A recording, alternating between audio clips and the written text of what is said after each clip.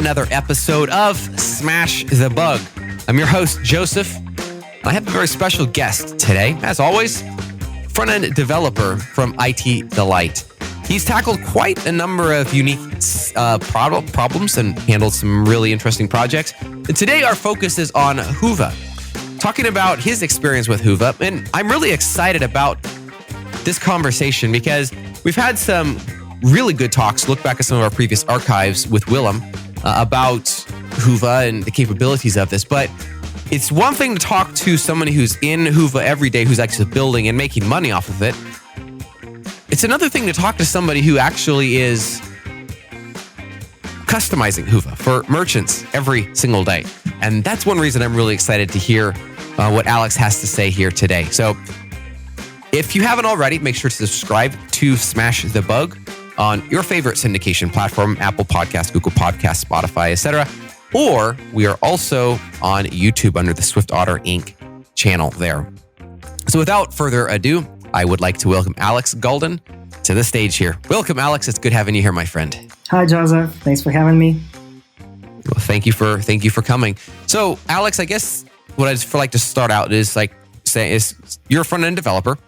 What does that mean? What is in 2 minutes, roughly, what does your daily responsibilities look like at IT Delight? Well, I'm having the design and I'm making the usable thing from the picture, basically. Okay. That's it. Well, that's very good. Concise and succinct. Yep. Thank you. That's excellent. And front-end, I will say this, front-end developers are in very short supply right now. I don't know why, but there's, comparatively to back-end developers, there are back-end developers are in short supply when it comes to Adobe Commerce. And then front-end developers are even shorter supply, which is good for your job security. So good job. You chose a good role to be in. So let's talk about Hyvä and some of your experience there. And you specifically mentioned we were going to start talking about Hyvä with a single Magento instance and multiple stores, which is one of the greatest bright shining spots of the functionality that Magento or Adobe Commerce brings to merchants. What can you talk about there? Yeah, so at the first time I saw Hyvä, I already have the project with multiple stores, and I faced the problem that I had to somehow inherit themes and use it with the Hyvä. And there was some kind of issue because it's not documented in Hyvä docs in any way. And because of Hyvä is growing in popularity so much, so many teams are getting to know Hyvä and work with it. Each team has to figure out its own way to think about the structure, about the inheritance of teams, and that might be a problem because there's so much ways that you can do this, and if one team is passing their approach to another team, that could be a problem because the other team is already get used to another approach. So that's right.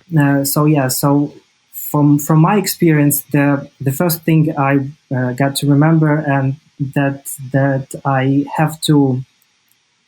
but most likely I make a copy of a Hyvä theme in my custom design area. So I have the stable copy of a Hyvä because Hyvä is getting updates so frequently right now. It's still very young technology. So you might face the problems when you already customize such things, and then Hyvä gets another update, and you have to rework the work that you already done. So having the copy of some version of Hyvä and working with that as a start point, and plan the Hyvä updates like you do basically with Magento. You don't update Magento right away after it's another version was released actually. So just make a copy and then plan to update it a bit later, so you can comfortably develop your things. Okay. So just so I'm following here, Yep. basically you install Hyvä into the project, and then you make your customizations, I assume, like in the actual project itself. So correct me if I'm wrong. I know very little about Hyvä, so this is perfect because then I'm introducing to myself and everybody else here that's listening to this. So is Hyvä installed via Composer, or is that dropped in app design? By Composer, of course. And then... Okay, so then there's no changes, which is really good. Yes, there's no changes to that base package.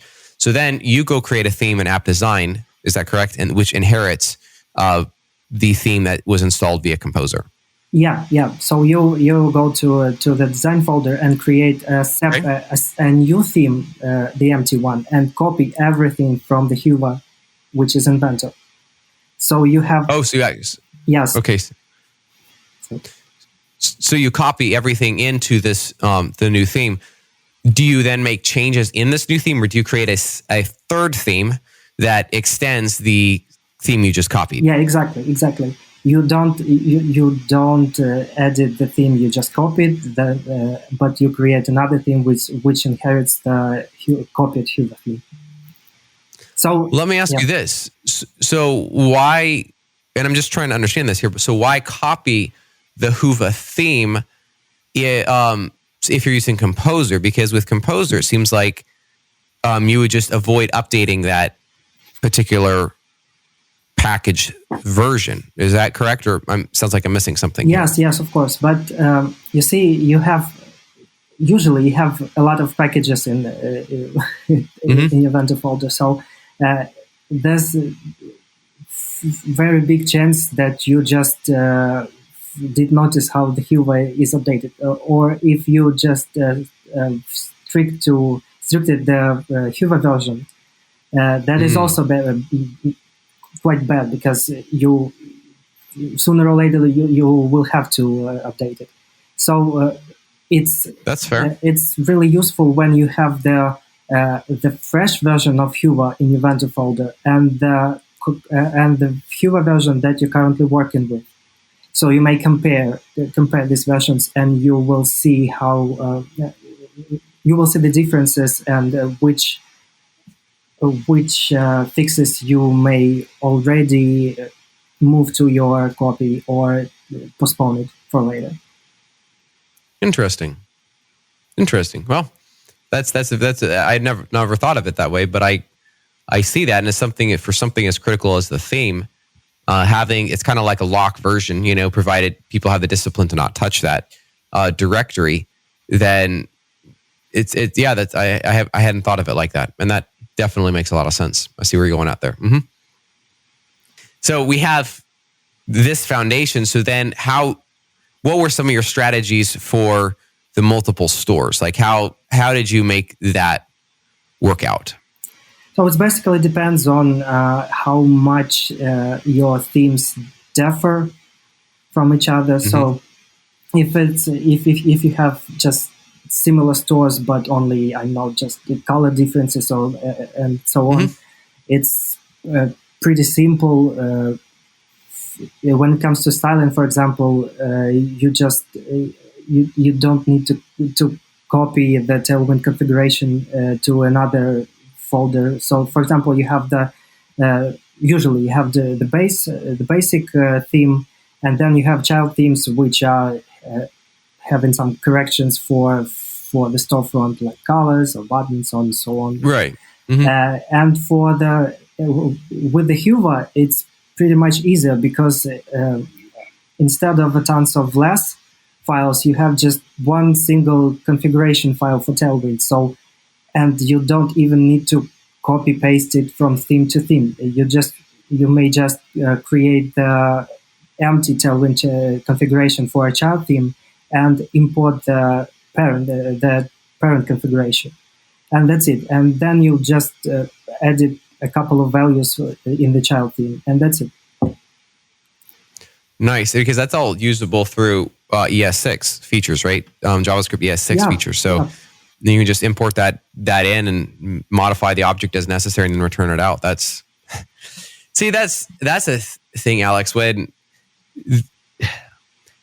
I'm glad you bring that up because it's so easy for developers, and me included, to use the language as it was more when we started, right? Or somewhere in there, and not actually taking advantage of some of these new features or understanding the ideas that these features promote, which is clean code, etc. And so, yeah, it's things like this that really make a difference. Or like PHP 8.1 now available 2.4.4, using some of those new features there. Again, I'm more back-end, so that's why I think of more back-end stuff, but can really make a difference in speed and solve, not as much solving problems because some of that's more syntactic sugar. But at the end of the day, I think it does help to solve problems more elegantly and in better recognized thought processes. I don't know if that makes sense. Yeah, absolutely. Yeah. Okay. Very good. Yeah. So I like this. Let's keep talking. So keep talking to me. What keep telling me about your solutions here. This is great. Yeah. So one thing more about the multiple store things. I heard in your podcast with the Willem that he said that it's pretty cool having all the code in one template. Well, it doesn't work that well with multiple stores actually, because really okay. Because like imagine you open the template which has like 500 lines of code. That's a markup. Then there is a JS, and you just close it and say, "Nope, I don't do this." So, because you're probably wanting to change 5 lines of CSS, so you have to literally copy the whole file just to change those 5 lines of CSS. Yes, and especially when you have multiple stores, when it comes to just the small changes in the markup for a different store. So the main approach for me would be separate the JS part and the HTML part in separate templates and use it separately in the layouts, because there would be then you will be able to change the markup without touching the JS, and vice versa. Interesting. Yeah, I wouldn't have thought about it. See, that's the thing. Like with there's great features, but then there's everything in life is a trade-off. And we have another podcast coming out from, I think it's the chief architect for Adobe Commerce. I'm really excited about that. But that was one of his big points of software architecture. Everything is a trade-off. And so in a feature like that, there's pros and cons. And you highlighted the con, Willem highlighted the pro. And it's a matter of, understanding the cons, and you figured it out, and you figured out a solution around it. So hats off. Good job. Great work on that. Good. I like that. Yep. Yeah, but he was still awesome. Oh, it is, of course. It's just that, and that's why I like having people like you on, because not discounting Willem in the slightest, but you've worked through some of these situations, and I can guarantee you are not the only person. So the more we can have these conversations about all aspects of development with Hyvä, the more everybody will be informed. And that's one of the goals that we here at SwiftOtter do and Smash the Bug. It's about educating everyone, so we all put out better product. And thank you. Yeah. That's really good. So keep on. I want to keep listening. This is good stuff. Okay. So for the I guess we're done for the multiple store. Because I guess that's it. Everything is just great and everything works perfectly with Hyvä. I guess this is the most critical points I'd like to mention. Yeah. So Excellent. Another thing is Alpine.js, and this is where you may face some struggles, because especially when you're building pretty much complex user interfaces, because Alpine.js, especially the version that Hyvä has currently, which is not the latest one, is pretty strict about its features. It's not pretty much to work with. It's awesome with simple features like creating a drop-down or creating a slider or so on. But when you have a lot of logic or having a lot of data which you need to process, it becomes a bit difficult to develop. So, for example, once I had to develop the late navigation, the Ajax one. So you're making the simple GraphQL request and receive all the data about the products, about filters. So from the first site, it's just a bunch of checkboxes or filters. But if you dig deeper, you can see that there's also a product grid that you need to update. There is also a toolbar, pagination, sorting, and so on. And everything you just handle with this one simple request and a lot of user interface. So if you're a good developer, you're always thinking about the code splitting. So you're just thinking about that you will have a separate component for pagination, separate component for filters, for product grids, even for URL, because URL is everything is basically a global state for whole layer navigation. Absolutely, yeah. And this is the moment when you created all of these components, and you have to grant the communication between them. And Alpine.js of the version 2, it's possible only with the custom events, which is pretty not that useful to use. Sorry. So you're receiving the data from one component. You need to pass it to another component. So you're creating a custom event with passing this data. Then you have another component like pagination, which needs to request from another component the data only about the pagination, because it's like independent one, and you don't want this component to handle all other logic.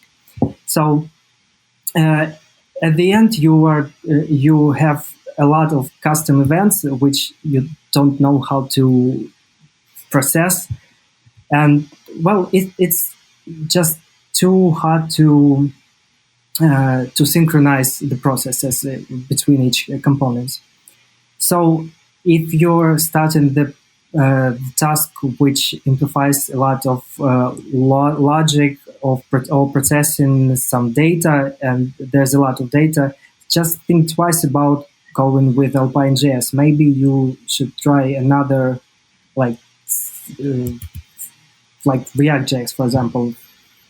I guess I was just gonna ask about that, because we've actually been internally bringing in React in quite a number of scenarios. And the nice thing is, if the merchant would ever go to PWA, like the code that we've written is already like works with PWA. Like I put that for the most part. Like, I mean, there might be some integration. How hard, from your perspective, would it be in that situation that you described, where it's like, yeah, this is not working too ideal? How hard would it be to actually integrate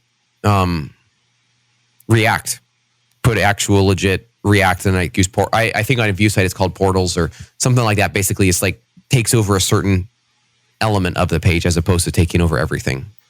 Well, at the end you have the standalone application, so you just add in another JS file and it's working.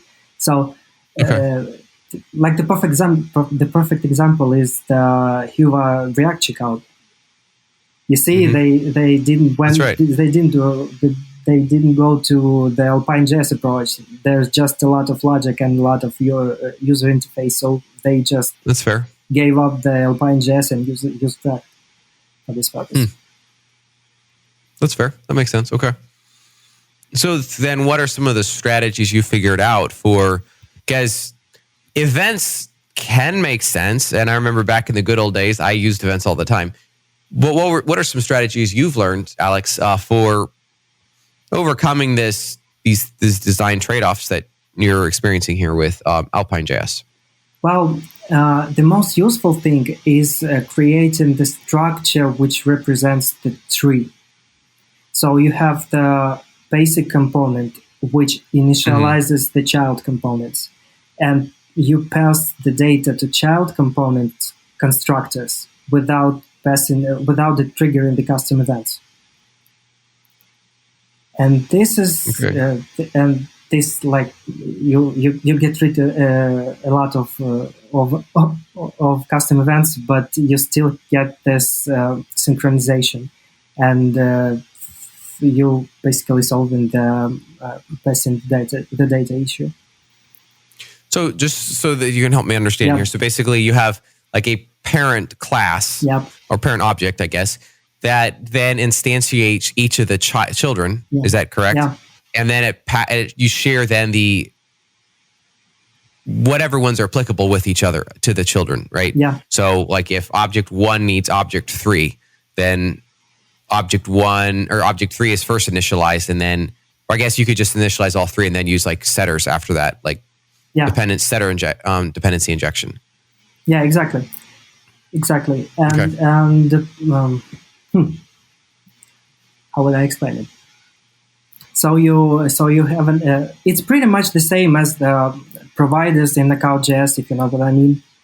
So it's just some kind of wrapper which doesn't do anything basically except of initializing the childs and granting their ability to communicate between them. Okay. Yeah, that makes sense. I see where you're coming at that. It's unfortunate it's not reactive, but I understand that's, again, part of design trade-offs. So it is what it is, but it sounds like you figure out a way to round that. And thank you for sharing your experience on that. That's really valuable to know. Yeah. Excellent. Let's also, what about your experience of migrating? So from Luma to Hyvä. So what does that process look like from your perspective? Well, it's pretty easy. Until you like hearing that. Until you have a lot of third-party modules. That's the main struggle. Well, especially when these modules are more for the storefront than for the backend. Because, like for example, I know store locator. The module that implements the Google Map with the multiple points of physical stores. There are a lot of modules for this purpose, and some of them are implemented in Account.js, some of them are implemented just with jQuery, and for all of these cases, you'll just have to rewrite it in Alpine.js or in Vanilla.js. So, and not just rewrite it. First thing you have to read a lot of code, understand it, how it works, and then only implement it. And that's the main struggle. So if you have a lot of third-party modules for the storefront, be ready to read a lot of code. Yeah, I understand that. That would take some time. I'm curious on this. Do you ever? Because I'm not going to say third-party modules are always the best built. Yeah. So, and I like what you said about you read it and you understand it. Do you feel like the code quality ends up being better once you rebuild it in Alpine? Yeah, absolutely.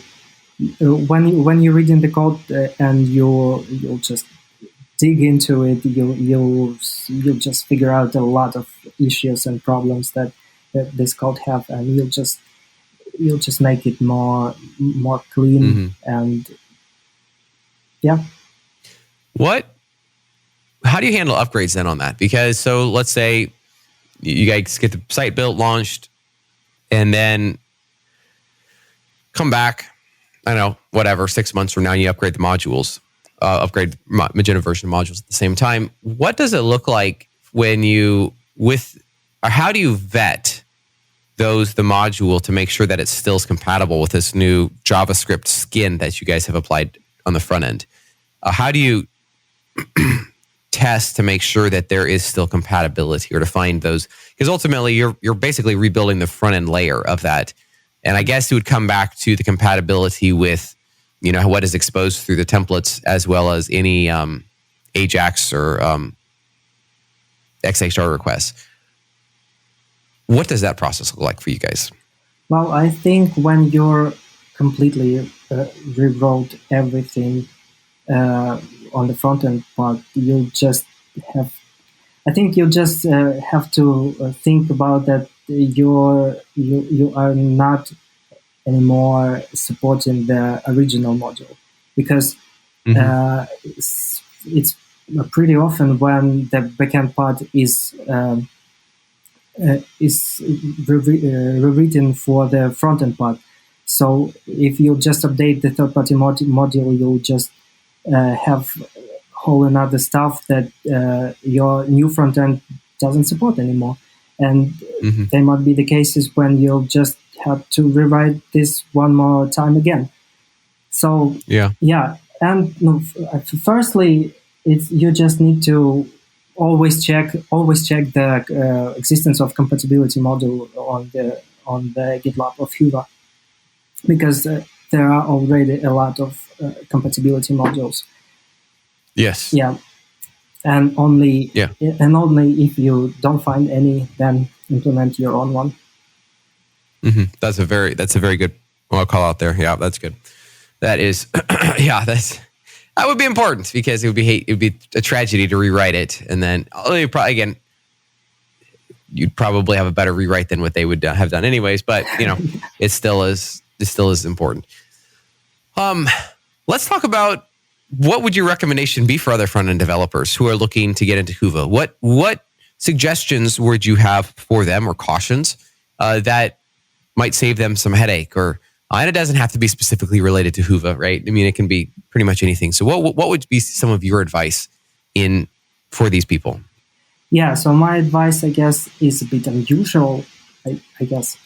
I want to hear it then. Yeah, I would advise to follow real developers on social networks, because I experienced it on myself, because when you just commute to the office and you just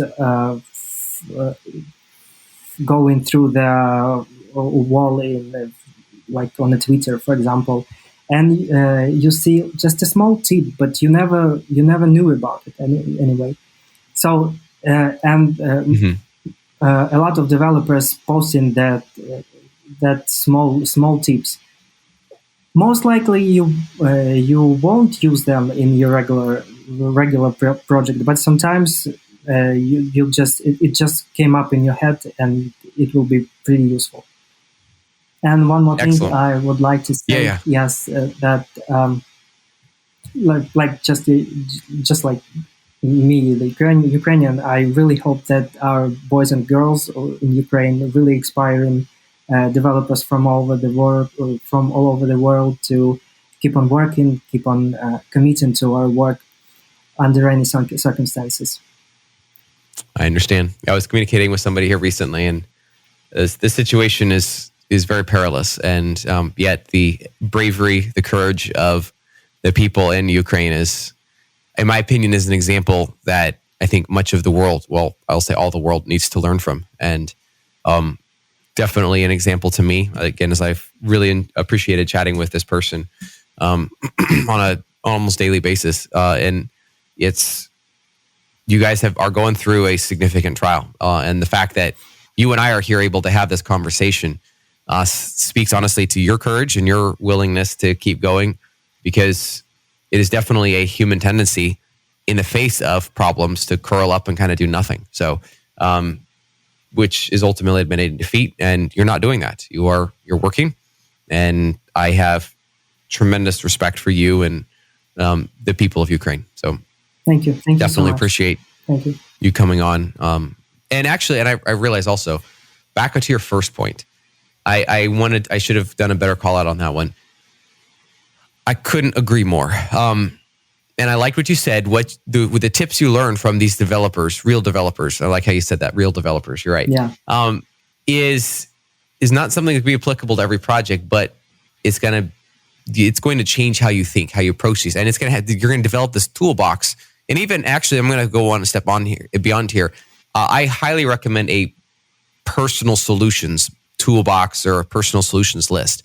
You can be on GitHub. It could be on your phone, like in Notes. It could be anywhere. But the biggest thing is that it's written down. And those suggestions you get on Twitter or wherever, drop those in there, because then you're not going to forget them. You could just periodically, like when you go to add something new, you'll still glance through that list. and it's going to refresh your memory on the things that we learn. And these suggestions will, and I find these suggestions actually particularly fun because they're in the back of my mind. It's like, okay, when can I use this? When can I use this? Oh, shoot, I can't use it here. Okay, well, maybe next time, right? But it's really valuable. And it's those type of suggestions that do change how we approach coding and how and make a difference in the long term, a significant difference. So excellent.